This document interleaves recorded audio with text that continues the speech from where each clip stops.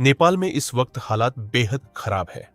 एक flash flood ने ऐसा कहर बरपाया है कि अब तक 392 लोगों की मौत हो चुकी है।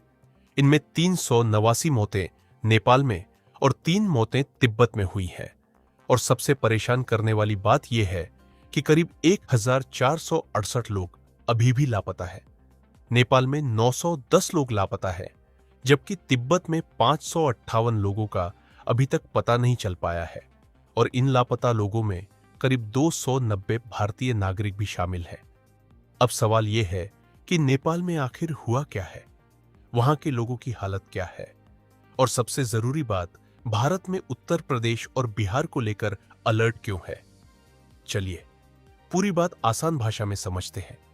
सबसे पहले नेपाल में क्या हुआ, यह समझते हैं।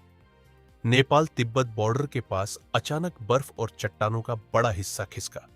इसके बाद पानी और मलबे का ऐसा तेज बहाव आया कि रास्ते में जो मिला उसे अपने साथ बहाता चला गया।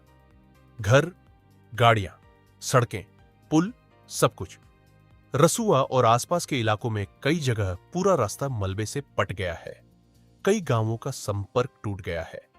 और परेशानी यह है कि जिन जगहों तक सड़क के रास्ते पहुंचना था, वहां सड़क और पुल ही नहीं बचे।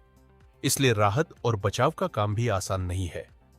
अब तक करीब 1600 लोगों को हेलीकॉप्टर और जमीन के रास्ते सुरक्षित निकाला जा चुका है।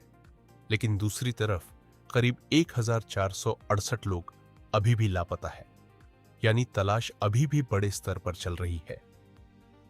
और देखिए, मौत और लापता लोगों का आंकड़ा तो हम सुन रहे हैं, लेकिन नेपाल में आम लोगों की परेशानी इससे कहीं ज्यादा है। कई घर मलबे में दब गए हैं। कई परिवारों का एक दूसरे से संपर्क टूट गया है। जहां सड़क थी, वहां अब कीचड़ और पत्थर हैं। जहां पुल था, वहां नदी बह रही है। और पहाड़ी इलाके में अगर रास्ता ही टूट जाए तो राहत सामग्री पहुंचाना भी अपने आप में बड़ी चुनौती बन जाता है।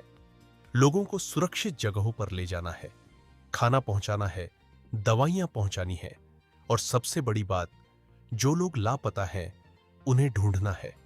यानी नेपाल में अभी कहानी खत्म नहीं हुई है।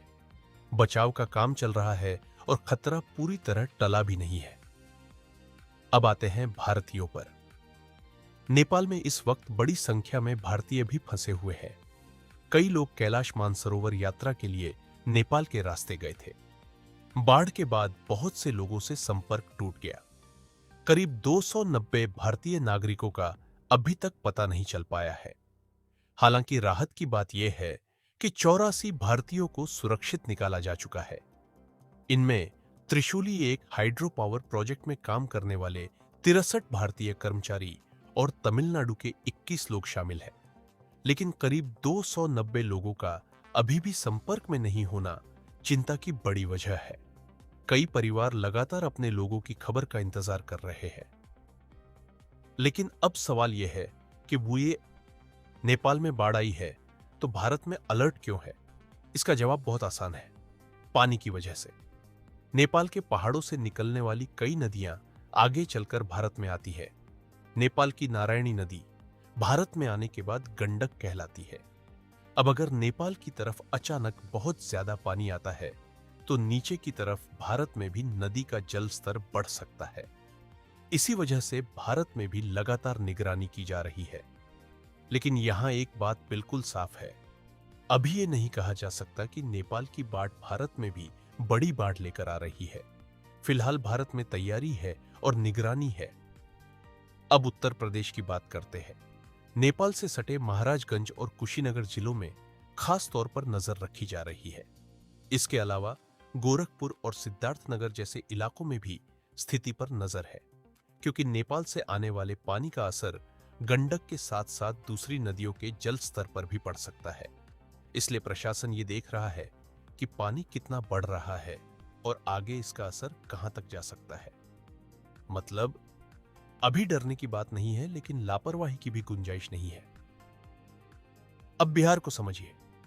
बिहार के लिए नेपाल से आने वाला पानी इसलिए महत्वपूर्ण है क्योंकि उत्तर बिहार की कई बड़ी नदियां नेपाल से जुड़ी हुई हैं। गंडक, कोसी, बागमती, कमला और महानंदा। इन नदियों में पानी बढ़ता है तो बिहार के कई इलाकों पर असर पड़ सकता है।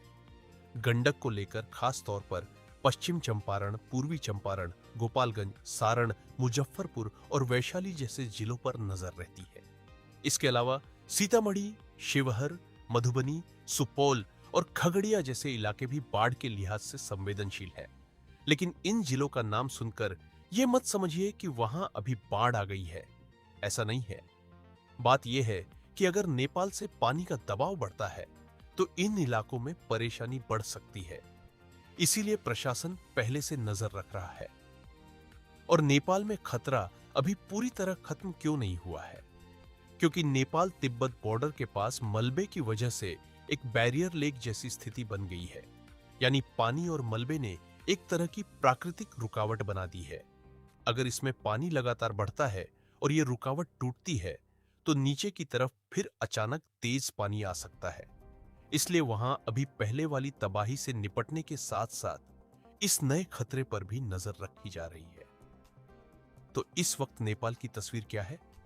392 लोगों की मौत, 1468 लोग लापता और करीब 290 भारतीयों का अभी तक पता नहीं है।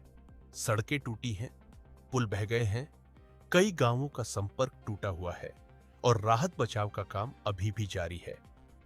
दूसरी तरफ भारत में उत्तर प्रदेश और बिहार में नदियों के जलस्तर पर नजर रखी जा रही है। महाराजगंज और कुशीनगर जैसे इलाकों में सतर्कता है। बिहार में गंडक समेत दूसरी नदियों को मॉनिटर किया जा रहा है। लेकिन फिलहाल भारत में बड़ी बाढ़ आ गई है, ऐसा कहना सही नहीं होगा। अभी भारत खतरे का इंतजार नहीं कर रहा, खतरे पर नजर रख रहा है।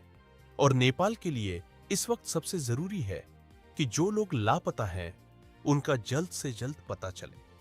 क्योंकि इस वक्त हर एक आंकड़े के पीछे एक परिवार अपने किसी आदमी का इंतजार कर रहा है। और जब तक आखिरी लापता व्यक्ति की खबर नहीं मिल जाती तो फिलहाल नेपाल में राहत और बचाव का काम जारी है। भारत अपनी तरफ से हालात पर नजर रख रहा है।